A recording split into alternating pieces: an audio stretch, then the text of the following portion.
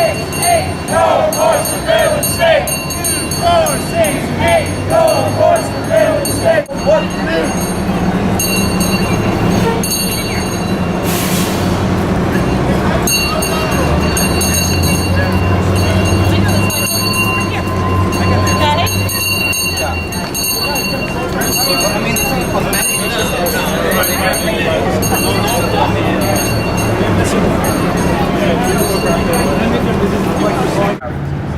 This great country in which we live, we have to realize, was founded on some very basic freedoms.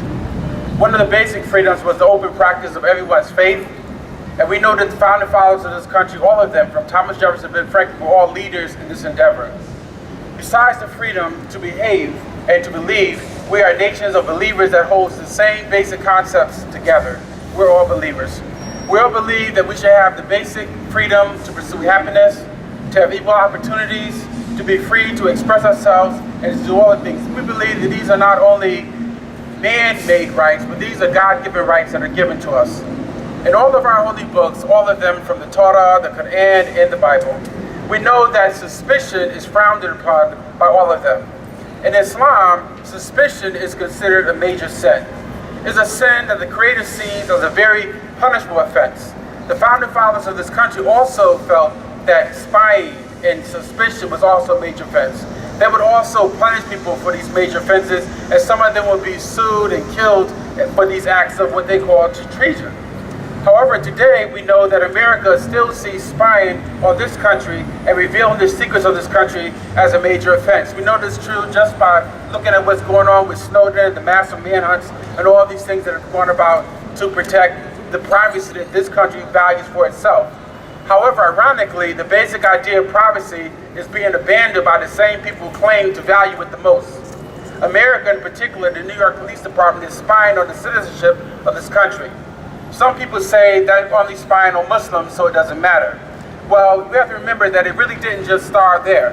At one time, the government spied on the Jews and the Catholics. Right now, we don't even know if they're spying on the Tea Party or some other groups. Who knows, we may be next. It appears to be open season for anyone who has an opinion about anything. So don't think it is only limited to Muslims being spied upon. Don't be deceived, it may be you tomorrow. Once precedence is established, it opens the door for more abuse. To be watched. They ask, what constitutes suspicious behavior? How will the gathered information be used against me? What is the government doing that is so egregious that our communication about actions for change constitutes such paranoia on the part of those in power? We've heard people say that they are hesitant to get involved because they're afraid of retaliation, loss of their job, the ruin of their reputation, or at the very least, the hacking of their computer. This is unacceptable, and the NSA must hear a clear and definitive statement from Americans across the country. And when we are here chanting and asking for our right and pushing back against the overreach of the government, this is what democracy looks like. However, I lived almost half of my life in Tunisia under dictatorship, and I know one when I see one. And the massive spying by the NSA reminds me of a dictatorial regime. Now, I'm not going to go overboard and say this is a dictatorial regime. Not yet, at least the information didn't come out yet. But once we see this massive program, we see a government that treats its people as suspects, casts a wide dragnet against everybody. At a certain point, we thought that they were after us, especially after 9/11, we the Muslims. But now the word that they're after everyone, and especially after those who raise their voices against policies of this government. Well, guess what? This is not going to stop us. We stand here under the office of Senator Blumenthal, who is in the 10th floor. We will meet with him tomorrow at 4 o'clock, and we will let him know that this is not acceptable. This is not acceptable as a practice in a free democracy.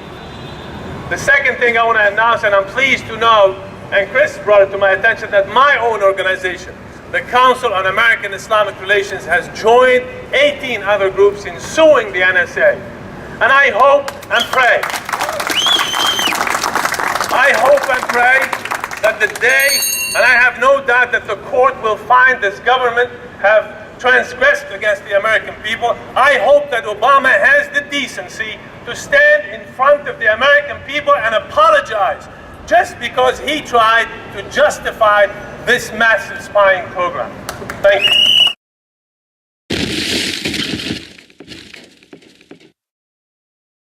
And all sorts of other things about us, our families, our individuals, our communities.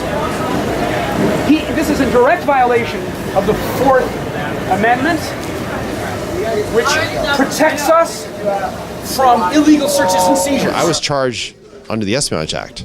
I was turned into an enemy of the state. That was bad enough. At least I still had access to the court of law, to a due process. I had rights. And as much as the government didn't like that,